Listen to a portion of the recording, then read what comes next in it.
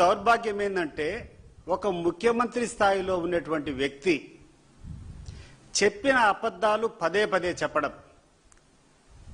మా దగ్గర ఒక సామెత ఉంది, పాడిన పాటే పాడరా పాచిపల్ల దాసిరి అని చెప్పి. ఆ రకంగా ఈ చంద్రబాబు నాయుడు గారు పాడిన పాట అంటే ఒక్కటి కూడా నిజానికి వాస్తవానికి సంబంధం లేకుండా నోటికి ఎట్లొస్తే అట్లా అబద్ధాలు చెప్పినటువంటి ప్రెస్ మీట్ ఇటీవల చూసాం. ఈయన ప్రెస్ మీట్లో ఎప్పుడు మాట్లాడినా ఆయన చేసేటువంటి గొప్పతనం కానీ ఆయన ప్రజలకు చేసేటువంటి మేలు చెప్పకపోగా ప్రతి ఒక్క ప్రెస్ మీట్లో కూడా 2 సంవత్సరాల క్రితం జగన్మోహన్ రెడ్డి ఉన్నటువంటి పాలనను విమర్శించడమే ధ్యేయంగా, వాటిని తప్పులు పెట్టడమే ధ్యేయంగా ఈ చంద్రబాబు నాయుడు యొక్క ఈ ప్రెస్ మీట్ల ప్రసంగాలు జరుగుతున్నాయి. ఈ సందర్భంగా చంద్రబాబు నాయుడు గారిని నేను అడుగుతున్నా, 4-5 అంశాలు, ముఖ్యంగా నిన్న చెప్పినటువంటి ప్రెస్ మీట్లో 4-5 అంశాలు చంద్రబాబు నాయుడు గారు మాట్లాడారు. ఒకటి, డిస్ట్రక్షన్, విధ్వంసం జరిగింది, జగన్మోహన్ రెడ్డి గారి పాలనలో విధ్వంసం జరిగింది అనేటువంటి ఒక అంశము. రెండవది, ఈ యొక్క గ్రౌండ్ వాటర్, ఈ యొక్క భూమిలో ఉన్నటువంటి గ్రౌండ్ వాటర్ లెవెల్స్ పెంచినామనేటువంటిది ఒకటి. ఇంకొకటి, స్కూల్స్ లో డ్రాప్అవుట్స్ కు కారణం జగన్మోహన్ రెడ్డి గారి ప్రభుత్వంలో తీసుకున్నటువంటి చర్యలు అనేది ఒకటి. తర్వాత పరకామణి సంబంధించినటువంటి ఇష్యూ ఒకటి, తిరుపతి లడ్డు గురించి ఒకసారి ప్రస్తావన చేయడం, అదే రకంగా ఈ పవర్ పర్చేస్ అగ్రిమెంట్లు, విద్యుత్ కొనుగోలు దాని మీద కూడా చంద్రబాబు నాయుడు గారు మాట్లాడడం జరిగింది. ఈ సందర్భంగా చంద్రబాబు నాయుడు గారికి ఒక్కసారి గుర్తు చేస్తున్నా, అయ్యా నువ్వు చెప్పినటువంటి అబద్ధాలు పదే పదే చెప్పుకుంటూ పోతూ నీకున్నటువంటి పత్రికల్లో ఉన్నటువంటి నీ నంబర్సు, ఎలక్ట్రానిక్ మీడియాలో నీకు అనుకూలంగా ఉన్నటువంటి ఛానల్స్ ద్వారా ప్రచారం చేస్తే ప్రజలు ఏమన్నా చెవులు పువ్వు పెట్టుకున్నారా చంద్రబాబు నాయుడు గారు? ఒకసారి ఆలోచన చేయండి.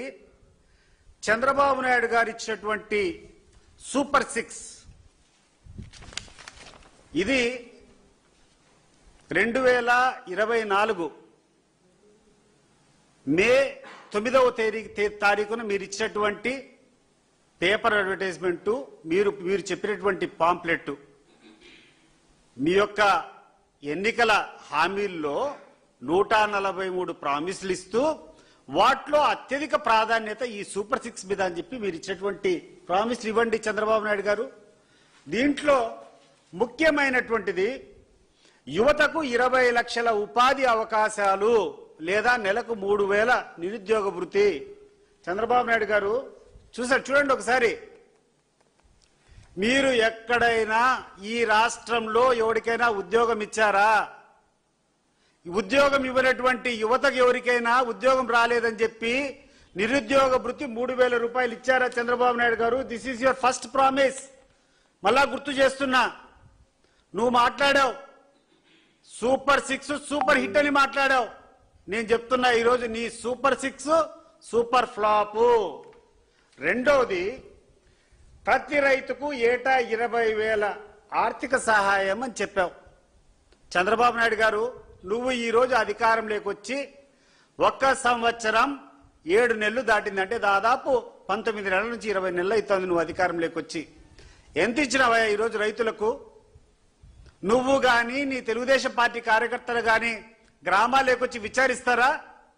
నువ్వు చెప్పిన మాట ప్రకారం ఏటా 20,000 రూపాయలంటే ఇప్పటికి ప్రతి ఒక్క రైతుకు 30,000 రూపాయలు అందాల. ఇప్పటి వరకు 5,000 రూపాయలు ఒకసారి, 5,000 రూపాయలు ఇటీవల పంపించినావు. దాంట్లో కూడా సొగానికి సొగం మందికి రైతులకు ఈ యొక్క 5,000 రూపాయలు, రెండో విడత 5,000 రూపాయలు కూడా రాలేదు. ఏమయ్యా రాలేదంటే ఏదో ఒక సాకు చూపిస్తావు. నీకు దీనికి సంబంధించినటువంటి ఒక డాష్ బోర్డు ఉందా? లేకుండా ఉంటే ఈ గ్రీవెన్సులు చెప్పుకునేదానికి ఎక్కడైనా ఒక మెకానిజం ఉందా చంద్రబాబు నాయుడు గారు? మీరు చెప్పండి.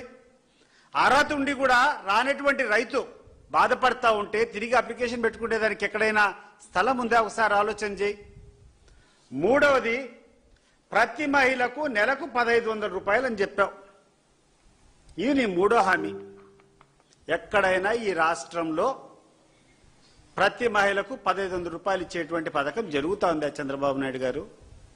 ఇంత ఘోరంగా వైఫల్యం చెంది ఇంత ఘోరంగా విఫలమై ఈరోజు మళ్ళా ప్రజల ముందుకు వచ్చి నేను సూపర్ 6 సూపర్ హిట్ చేస్తా అంటే సిగ్గుండేటువంటి ఏ వ్యక్తి చేయలేనటువంటి వాగ్దానం కాదా ఇది? సిగ్గులేటువంటి ఎవడైనా చెప్పగలుగుతాడా ఇంత అబద్ధాలు? ముఖ్యమంత్రి స్థాయిలో ఉన్నటువంటి వ్యక్తి ఇంత దిగజారి ఒక్క స్కీమ్ కూడా చెందలేదు. ఇంకొకటి 3 సిలిండర్లు ఉచితంగా ఇస్తానని చెప్పావు. రా ఇప్పటికి దాదాపు 1.5 సంవత్సరం పైన అయిందంటే కదా 3-4 సిలిండర్లు రావాలా. రెండో సిలిండర్ ఎంతమందికి వచ్చింది, మూడో సిలిండర్ ఎంతమందికి వచ్చింది ఒకసారి చూపిస్తావా? నీ దగ్గర ఎక్కడైనా డేటాబేస్ ఉందా నీ ప్రభుత్వంలో ఎంతమందికి ఇచ్చినామని చెప్పి? నేను అడుగుతున్నా ఈరోజు, నీకు ధైర్యం ఉంటే ఎంతమందికి ఈ యొక్క గ్యాస్ సిలిండర్లు ఇచ్చినావు నీ యొక్క డేటాబేస్ రిలీజ్ చేయగలుగుతావా? ఎన్ని లక్షల మందికి ఇచ్చినావో? ఏమీ లేవు. ఇన్ని అబద్ధాలు చెప్పుకుంటూ నువ్వు చేసిందంతా ఏంటంటే ఉచిత బస్సు మహిళలకు కల్పించావు. అదొకటి నేను కూడా ఒప్పుకుంటాను, నువ్వు మహిళలకు ఇచ్చావు. ఎందుకంటే ₹1 ఇది పెట్టేది లేదు. ₹1 నీ ప్రభుత్వం చేయమని ఆర్టీసీ కట్టావా?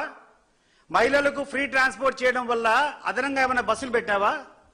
అదనంగా ప్రయాణికులు పెరుగుతారు కదా.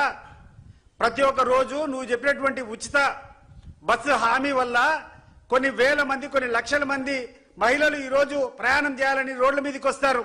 మరి వాళ్ళ కోసం అదనంగా ఒక బస్సు అన్న పెట్టింటే నువ్వు ఈ యొక్క స్కీమ్ను విజయవంతం చేసేదానికి నువ్వు కృషి చేశామని చెప్పొచ్చు. ఒక బస్సును పెంచలా, ₹1 డబ్బులు నీ ప్రభుత్వం నుంచి ఆర్టీసీకి జమ కట్లా, నువ్వు కూర్చొని ఈ యొక్క ఉచిత బస్సును ₹1 ఖర్చు పెట్టకుండా నువ్వు నేను అమలు చేస్తానంటే ఎంతవరకు సమంజసం చంద్రబాబు నాయుడు గారు? మీరు ఒకసారి ఆలోచన చేయండి. రెండవది కూర్చొని పెద్ద పెద్ద లెక్కలు వేసుకొని ఎన్నెందో టేబుల్స్ పెట్టుకొని జీడిపి అన్నావు ఇంకొకటి అన్నావు. మాకు అర్థం కాదు, మేము సామాన్య మనుషులము, నాకంత నీ అంత ఎకనామిక్స్ గురించి ఇంకోటి తెలియదు. నాకు తెలిసింది ఒకటి, ప్రజలు ఈ యొక్క 19 నెలల్లో సంతోషంగా ఉండారా లేదా? నువ్వు చెప్పినట్టు జీడిపి పెరిగింది, తలసరి ఆదాయం పెరిగిందంటే ప్రజల్లో సంతృప్తి పెరగాల. ఎక్కడ చూసినా మార్కెట్లో కొనుగోలు పెరగాల. రా, మీ ఇష్టం వచ్చిన వ్యాపారి దగ్గరికి పోదాం. ఒక తోపుడు బండి దగ్గర నుంచి ఒక చిన్న చిల్లర అంగడి దగ్గర వరకు, కిరాణా కొట్టు వరకు ఏ అంగడికైనా పోదాం. 2024తో పోలిస్తే సొగానికి సొగం వాళ్ళ యొక్క అమ్మకాలు తగ్గిపోయినాయా లేదా ఒకసారి తెలుసుకుందాం. వస్తారా? బాగుంటే మరి ఏమవుతుంది? జీడిపి పెరిగిపోయి నువ్వు ఈ రాష్ట్రంలో ఏందేందో సమూల మార్పులు తెచ్చి అందరి ఆదాయం పెంచినట్లయితే మరి పెరగాలి కదా, జిఎస్టీ పెరగాలి కదా, నీ రాష్ట్రానికి రావాల్సినటువంటి ఆదాయం పెరగాలి కదా. ప్రజల్లో కొనుగోలు శక్తి, డబ్బులు ఆదాయం పెరిగితే కొనుగోలు శక్తి పెరుగుతుంది.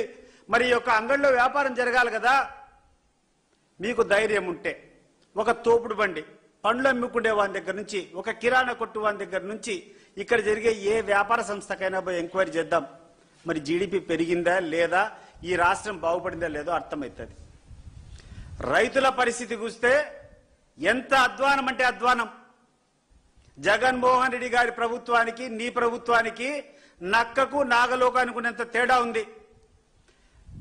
అత్యంత తీవ్రమైనటువంటి ప్రభావాలు ఉన్నటువంటి కోవిడ్ సమయంలో కూడా రైతులు పండించినటువంటి పంటలకు గిట్టుబాటు ధర చెల్లించాలని చెప్పి బత్తాయికాయల దగ్గర నుంచి అరటికాయల వరకు రైతులు పండించినటువంటి పంటను ప్రభుత్వం ద్వారా కొనుగోలు చేసి మార్కెట్లోకి పంపించి రైతులను ఊపిరి నిలబెట్టేటువంటి ఘనత జగన్మోహన్ రెడ్డి గారిది ఉంటే, ఇటీవల కాలంలో నీ ప్రభుత్వ హయాంలో ఏం జరిగింది చంద్రబాబు నాయుడు గారు? ఏ రైతు సంతోషంగా ఉన్నాడు చెప్పు. మీ యొక్క పేపర్లు ఒకసారి తిరిగేయండి. మామిడికాయల రైతుల దగ్గర నుంచి, చీనీ రైతుల దగ్గర నుంచి, అరటి రైతుల దగ్గర నుంచి, టమేటా రైతుల దగ్గర నుంచి, మిర్చి రైతుల దగ్గర నుంచి, ఉల్లి రైతుల వరకు ఎవడైనా ఏ పంటకైనా గిట్టుబాటు ధర వచ్చిందా? రానప్పుడు నీ బాధ్యత ఏంది? ఒక ముఖ్యమంత్రిగా మార్కెట్లో ఇంటర్వెన్షన్ చేసుకొని ఈ యొక్క రైతులు పండించినటువంటి పంటను కొనుగోలు చేసి దాన్ని తిరిగి వాళ్ళను నిలబెట్టాల్సినటువంటి బాధ్యత నీకు ఉందా లేదా చంద్రబాబు నాయుడు గారు? మరి ఏం చేశావు నువ్వు అని చెప్పి నేను అడుగుతున్నా. ఇవి కాకుండా రోజుకొక పనికిరాని మాట, ఒక పనికిరాని కథ మాట్లాడితే తిరుపతి విషయం అంటావు, పరకామణి విషయం చిన్న విషయం కాదని చెప్తావు. నేను అడుగుతున్న చంద్రబాబు నాయుడు గారు, ఏది పరకామణి విషయము? పరకామణి విషయం అనేది ఒక అతను సురేష్ అనుకుంటా, అతని పేరు సురేషేనా? సురేష్ అనేటువంటి ఒక వ్యక్తి ఆ యొక్క మఠంలో చిన్నజీయర్ స్వామి వాళ్ళ యొక్క సంస్థలో పనిచేసినటువంటి వ్యక్తి